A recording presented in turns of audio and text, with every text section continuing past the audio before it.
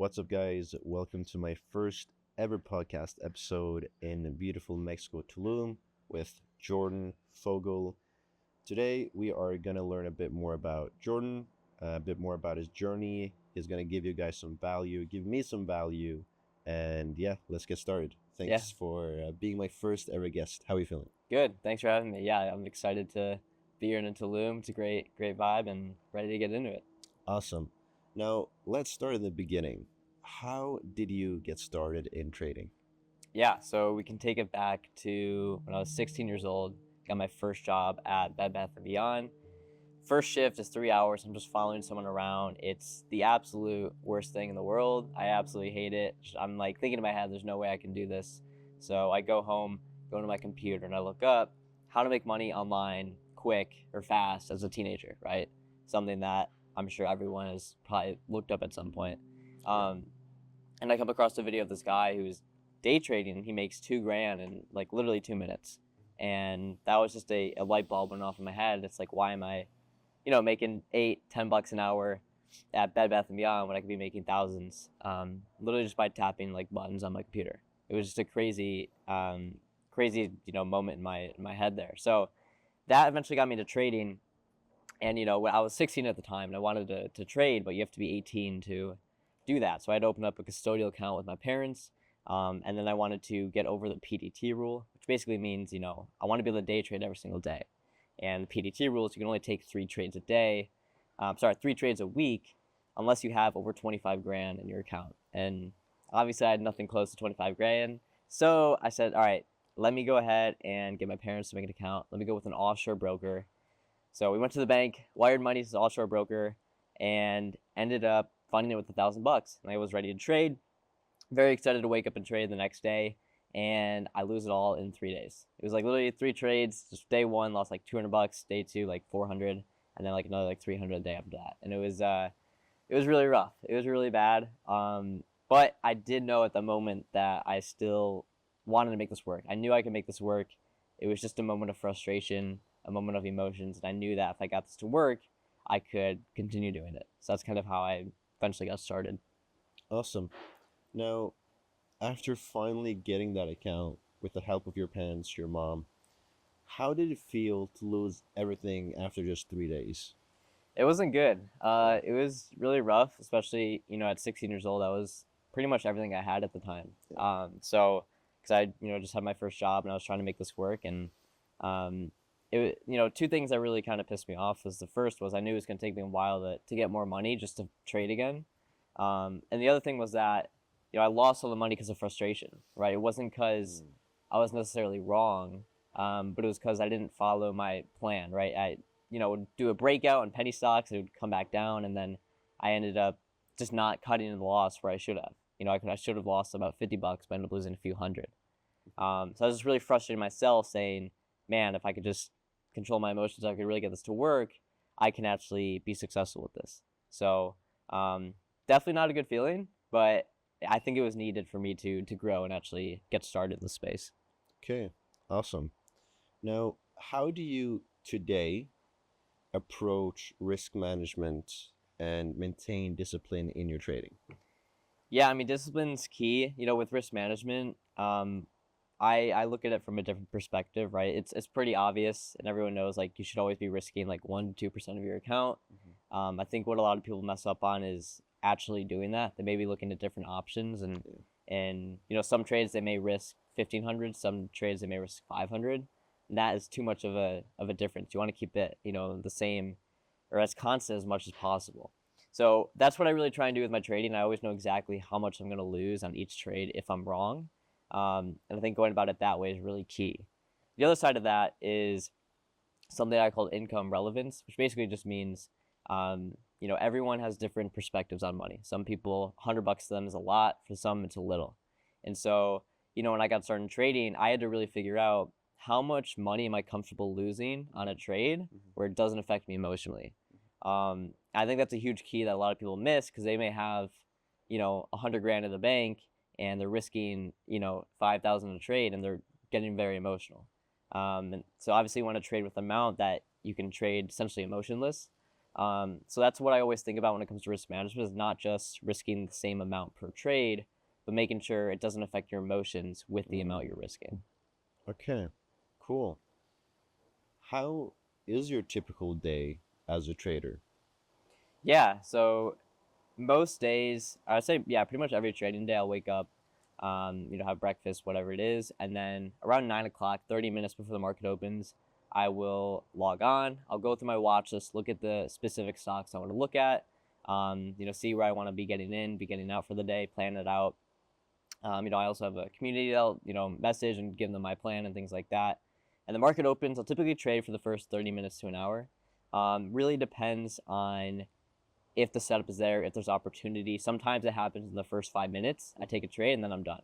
Sometimes it takes, an hour, hour and a half. Sometimes I just don't take any trades. But I typically give myself a cutoff about an hour because that's just what I find works best for my strategy and my rules. And so after that, I'm pretty much done for the day. Some trades do end up taking the whole day, but I like to automate it. So I'll just get in, set my stop, set my target, walk away. And that allows me A, freedom, B, basically emotionless trading, and then C, gives me the rest of the day to do whatever I want. So I set my trading up that way specifically so I can live a life where I'm not sitting in front of the screens every day. So that's kind of the day, and then after 10:30, like after that first hour, it really changes. I do have a community that I'm attending to, so I'm always answering their questions and talking with them, or talking with other coaches. I always work out, and then I'll tend to just do whatever it is after that. Either have dinner, hang with friends, or travel, or do whatever it is. Okay, awesome. What are some common misconceptions about day trading or trading in general? Yeah, a lot of them. First one being trading is gambling. For most people it is, right? Trading is something where if you're doing it wrong, you are gambling. Like, it's basically just a guess on whether it's going to go up or down. And so the way that you get around that is by having an edge, right? And I always bring up the casino example. Like, if you're the owner of a casino, you're not technically gambling, right? You have an edge in the market. Over time you're going to make money. Whereas the other side, the players, they are gambling. They have no edge. They're kind of just guessing on what to play, blackjack bets, things like that.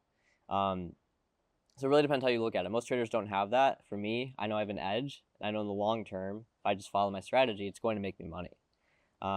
As long as I keep good risk management, right? If I just start having bad risk management, that goes out of the water. It doesn't matter if I have a 90% win rate, but that one loser is 10 times bigger than my winners, I'm going to start losing money.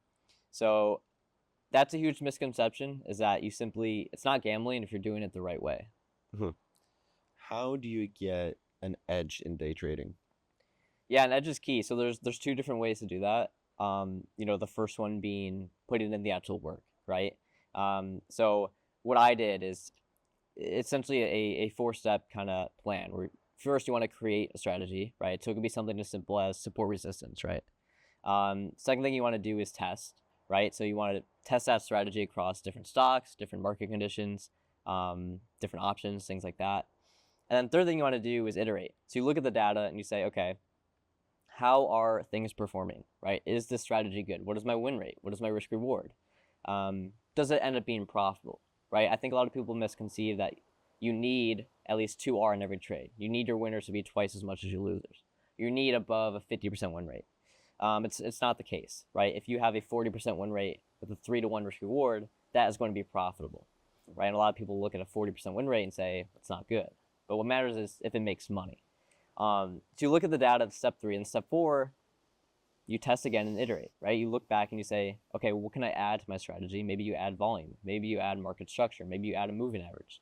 Maybe you take out support and resistance. Maybe you add in a time condition. I'm only going to trade during these times. There's so many different variables you can add and take out, and you do this test constantly until you have a strategy that's profitable over a lot of trades. That's what I did. It took me about a year of actually finding the data, seeing what works, seeing what doesn't work. The other option, which I wish I did, to be honest, was just essentially copy someone else who's already done the work, right? It's kind of like if you had to go and create your own casino, or if you already know blackjack has an edge, just make a blackjack table, right? That's a lot easier than coming up with your own new game that tries to trick the players or whatever. So that's the route I wish I would have gone. Really, the only two options you can go. Both of them work. One of them is a little bit faster, but nonetheless, you're going to get to the same result at the end. Who should someone that is new into trading or just into trading in general, who should they copy? Is it politicians? Is it other people who trade successfully? How do you even find those people? Yeah, it's tough, especially with the environment now. You have a lot of people selling kind of Discord groups or alerts. You know, I'm not gonna sit here and say those people aren't profitable. I don't know. Um, all I know is people who sell alerts typically, it's not really the route you want to go. That's not what I mean by copy, right? You don't want to just copy, when they say to buy and then when they say to sell, but you want to copy their edge. You want to find what their strategy is and learn it for yourself. And the cool thing is you could even test it, right? You could take somebody else's strategy, maybe you add something, take something out, and find it has a better result than before. And then you can use that as your own edge. So I think that's the best route that you can go. And with finding someone, as long as they know the numbers, right? Like I can tell you I have a 63.8 win percentage on average. I have a 1.42 risk reward. If somebody can't tell you that, they probably don't know their numbers. They probably don't know their edge. They're probably not the right person to do that. But there's a lot of traders out there. Find one you think is legit or authentic, and give it a shot. And if it doesn't work, then you know they're not legit, but at least you learn something new that you could potentially use for your own strategy. Awesome. What do you think about copying politicians in trading? Yeah, I mean, the Nancy Pelosi tracker is, I would think if you follow it, you're gonna make money. If as long as you follow every trade she takes, because if you only pick a few and those ones end up being the losers, it's not gonna make sense.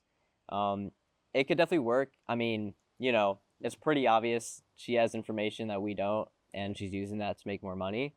It is what it is, right?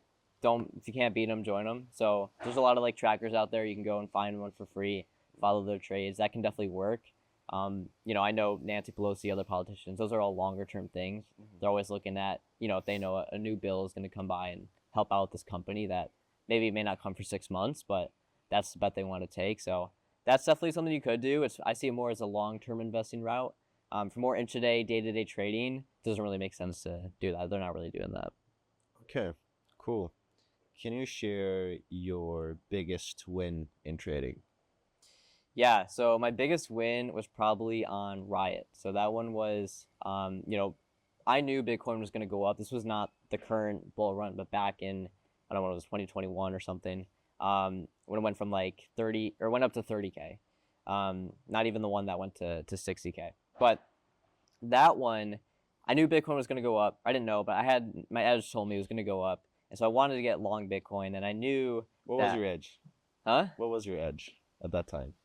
My edge? Well, it's still the same strategy, right? It was being able to identify a short squeeze and knowing when that was going to happen. And so it was at least pretty evident that price was going to go and make a new high. And so knowing that, I said, okay, I could buy Bitcoin, maybe make a 5x return. And I looked at options. I said, okay, there's a Bitcoin mining company called Riot. Yeah. And if Bitcoin goes up, that company's probably going to go up. And the options on that company is probably going to go up even more than 5x. So I ended up getting options on Riot, getting like long-term options called leaps, getting that. The best I sold at was about 2,100%, so about a 20x. It wasn't with a big size. I didn't go all in. It was still a smaller gain, but that was by far the biggest percent gain I had. And looking back, ended up going to a high of 70x, which is crazy. But you never know when the top's going to be. I'm glad I sold when I did, and that was definitely one of the best ones I've had so far. Awesome, cool. Could you share your biggest loss at trading? Yeah, so my biggest loss, also on a long-term option, it was Target. So Target, it was actually pretty recent. It was earlier last year. I was looking to get more into longer-term position, and my edge told me that it was going to go up, and I put a lot of money in a trade. Put about 50,000. Ended up losing pretty much all of it, about like 95% of it, mainly because I didn't get enough time on it. I think I got 6 months out. I wish I got like 2 years out because now I would have been a profit. But nonetheless, it definitely sucks losing that much money. There's nothing I can do about it. It is what it is. I knew going into the trade that I could lose 50,000, and that's what ended up happening. And that's just one of the things I got to take on the chin and look for my next trade. Because, you know, at the end of the day, if I was right, I was going to make 200 to 300K on it. So the risk reward is still there. I knew the payoff was there. If I keep taking those bets, eventually it will end up working out for me. So that's basically what I'm going to just keep doing, and definitely sucks, but that's part of trading. How do you handle the emotional aspect of day trading? And how have you like over time developed that emotional aspect? It's definitely tough. I have a different outlook on emotions. I personally think emotions actually are rooted in the strategy itself. People think they're kind of two separate things, but they're actually very coherently together. And so, because if I ask, let's go back to the casino, for example, right? Let's say you're the owner of a casino. I come in and I win a jackpot, right? And now you're down $1 million and I just won $1 million from you. You're not going to be sitting there full of emotions, stressing out, trying to raise more money, trying to get a new casino, trying to do all these things, trying to prevent more people from winning jackpots, because that's part of the game, right? You know you have an edge, and long term you're going to make money. So knowing that, having that confidence is going to allow you to be emotionless when those drawdowns happen. Yeah. Because you're not going to care if you take a loss or if somebody comes in and wins a jackpot. You're going to have a bunch more customers come in and lose more money. Yeah. And so that's what I think about it. If you have an edge and you know exactly that your strategy works and you are going to be making money from it, it gets rid of emotions, not completely, but a very large chunk. Because there's days I lose money, there's weeks I lose money, and I know my strategy works. So if I lose money today, doesn't mean I'm going to lose money tomorrow. I just keep doing it and keep doing it. Essentially takes the emotions out of it. Now, the other thing I like to do that I learned is really, really key is setting up automation orders, right? The biggest thing you can do to essentially get rid of your emotions is not look at the charts themselves, right? If I'm not looking at the screen, it's very hard for me to actually get emotion about the position. So what I like to do is set OCO orders. So I'll get into a stock or position. I'll set my stop loss. So if price goes here, it's going to take me out for a loss. I'll set my target. If price goes here, it's going to take me out for a gain. And I walk away, right? The best thing I can do is not look at the actual stocks themselves while I'm in the trade and just let it do its thing. And doing that, going out about my day, doing a bunch of other things allows me to get it off my brain.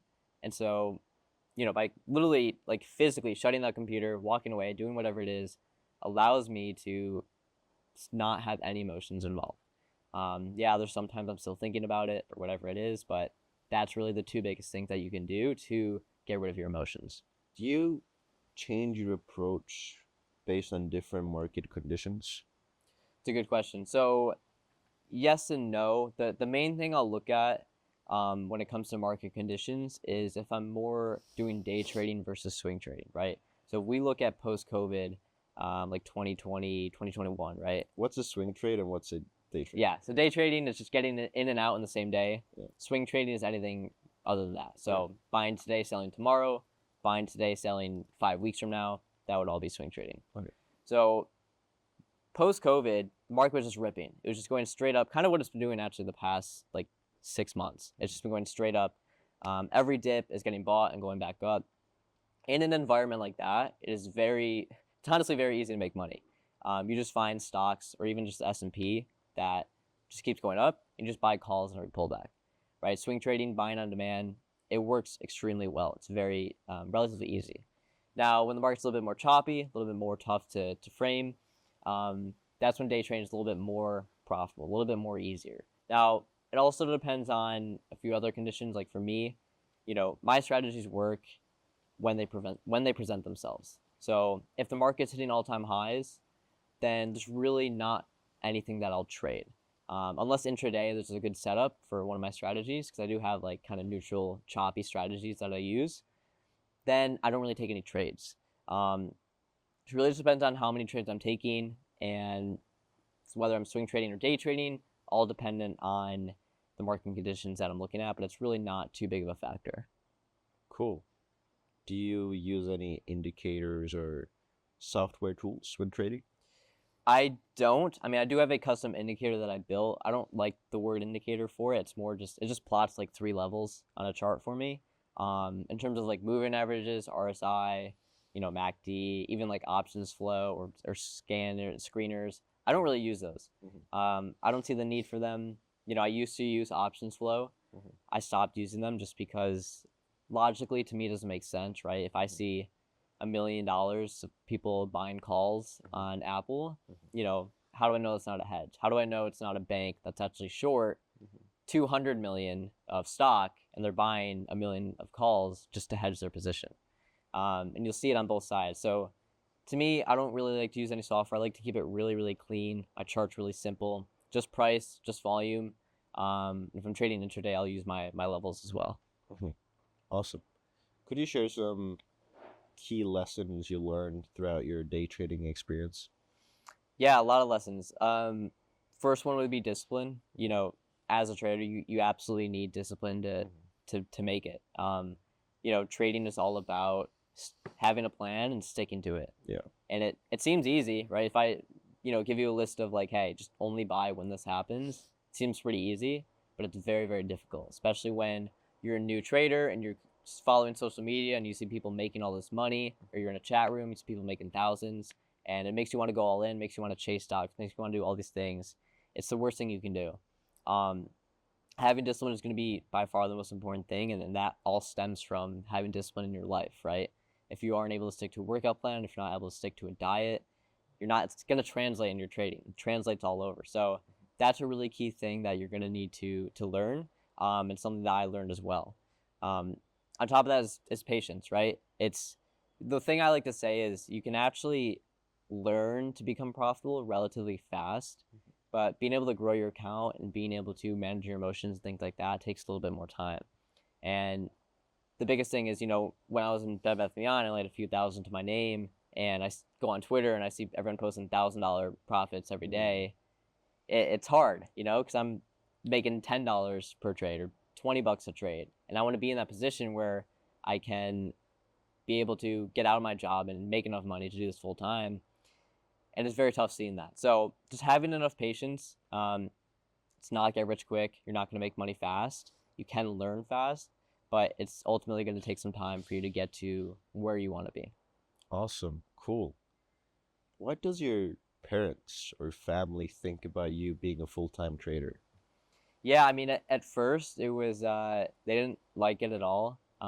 Even that's why I had to literally go to my mom to get the offshore broker, because my Yeah. dad was like, I don't want you doing this. It's risky. Like, you're gonna lose your money. Yeah. Um, so it was tough. I mean, they always supported me. It's not like at the end of the day, it's just like if I have a kid, I want to make sure they're safe. Mhm. Trading is not necessarily the safest things, unless you're a trader and you're in my position. Kind of I know what I know, right? I know that I have an edge. I know it's going to work out. And someone outside looking in, it does look a little more risky, a little more less safe than Mhm. having a traditional job. So they were a little concerned, but once they started seeing how much I was making, and especially as I started to grow, Mhm. they started to be like, okay, yeah, like do your thing, like give me some money and stuff like that. So, um, not actually, but it was they're supportive, yeah. Okay, cool. So I would assume then you would support your child doing the same thing, like find maybe not trading, but you would support them finding their own path. Yeah, I mean, it huge part of trading too is that I love it, right? I could stare at a chart for hours and have that be my whole day, and I would still enjoy it. Not that I don't want to do that, but as long as you find something you like, I think that's the most important thing. And I knew that going to a job wasn't going to be what I like, but if I have a kid and he loves school and he wants to go be a doctor, then he can do that. If he wants to try trading, Mhm. he's going to lose a lot of money in the beginning, but he'll figure that out. He'll learn it, and then if he stays with it, he'll be profitable. Awesome. What do you think about trading bots? Trading bots, yeah, pretty much all of them are a scam, like 99%. Um, you know, any real trader that has a bot that is making them consistent profits isn't going to sell it or share it with anyone else. Why not? Because in most cases, again, very large chunk, like 90% of cases, it's going to ruin their edge, right? If I have a bot where I'm scalping futures and I'm buying 5 contracts in NQ and I sell that to 1,000 people, and now 1,000 people are selling 5 contracts all at the same time, it's going to ruin the entire edge. It's going to be, there's not enough liquidity. It's going to be tough. Now there are some cases where you can sell bots where there is enough liquidity Mm-hmm. to the point where it doesn't impact it. It's very rare. That you'll find that in like longer term or like swing trading type of trades, but Mm-hmm. intraday things, especially futures, um, it's going to be tough. It's going to ruin the edge. They're more likely to just use that money to trade themselves as opposed to selling it. Mm-hmm. Anytime you hear the word forex and crypto and bot or AI in the same word, typically or same phrase, typically want to avoid that.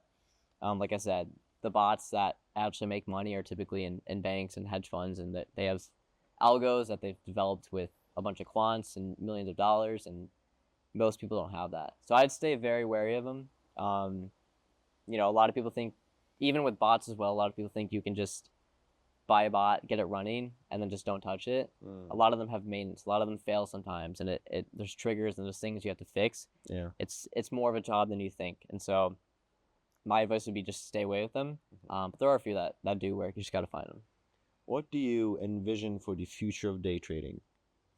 Yeah, I think with AI and coming up in algo trading and bots, I think it is going to be more um, people trading them. Especially with liquidity, it already is a lot of bots trading the markets right now. You have algos doing most of the trading anyways. So I think that's only going to continue to advance. That being said, there is always going to be the opportunity to trade manually or trade, as a retail trader like I do.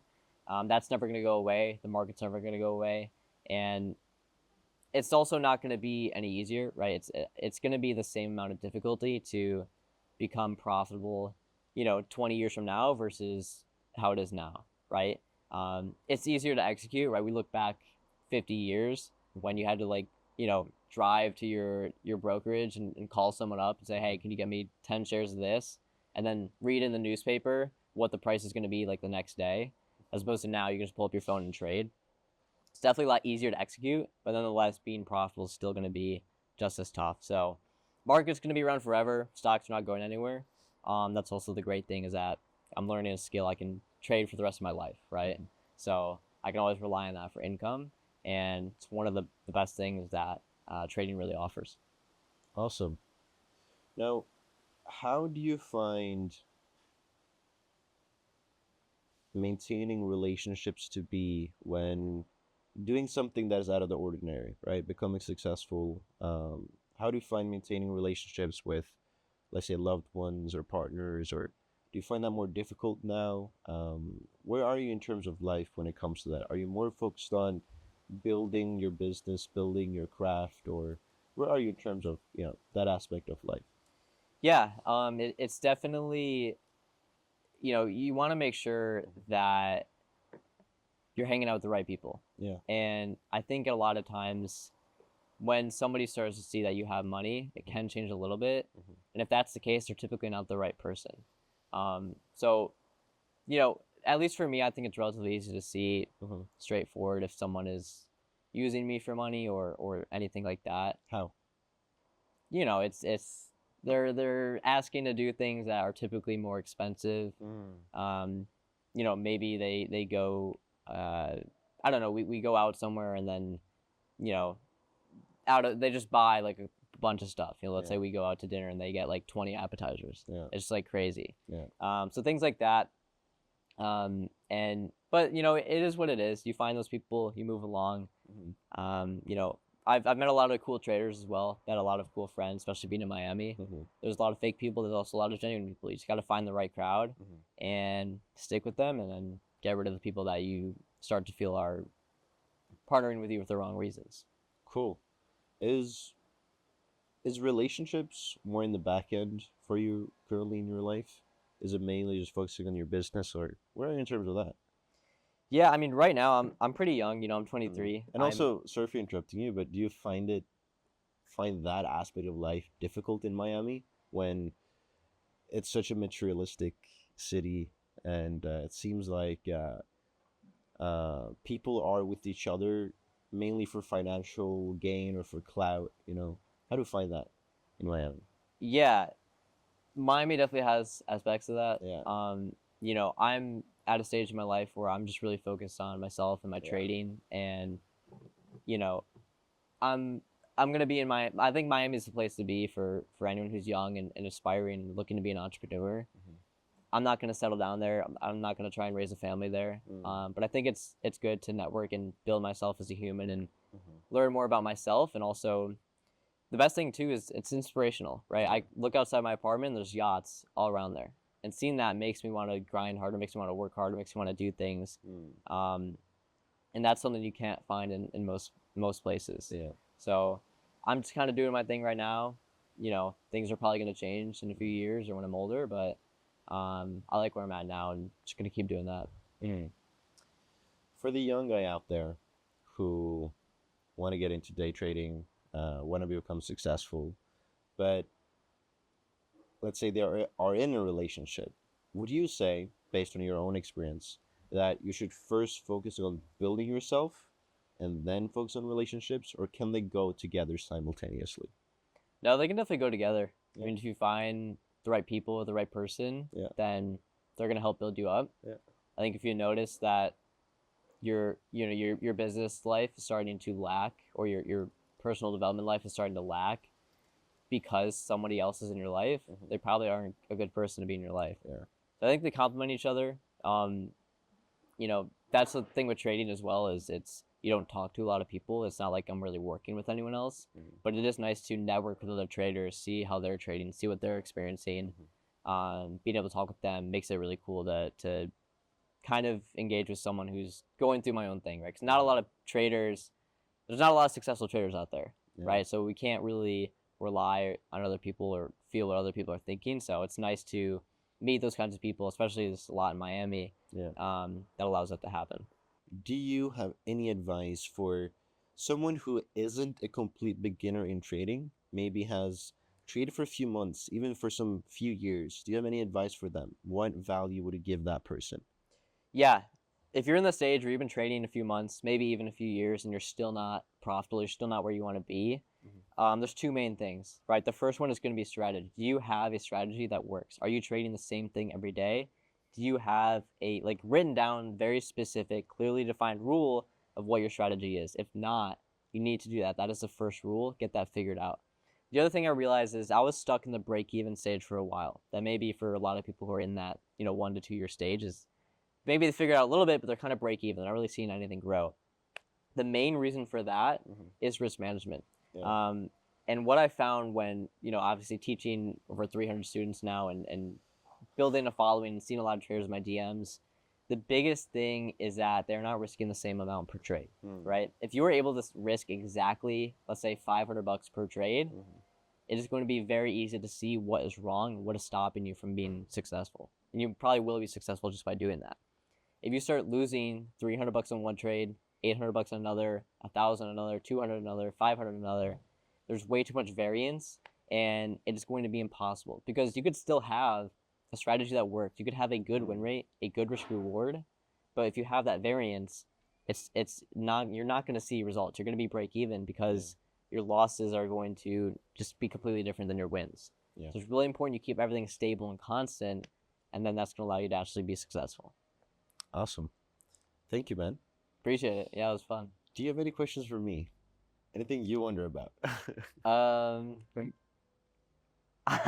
is blank right now. Yeah, sure. Okay, thank you, brother. Appreciate it. Appreciate this first ever podcast here in Mexico, Tulum.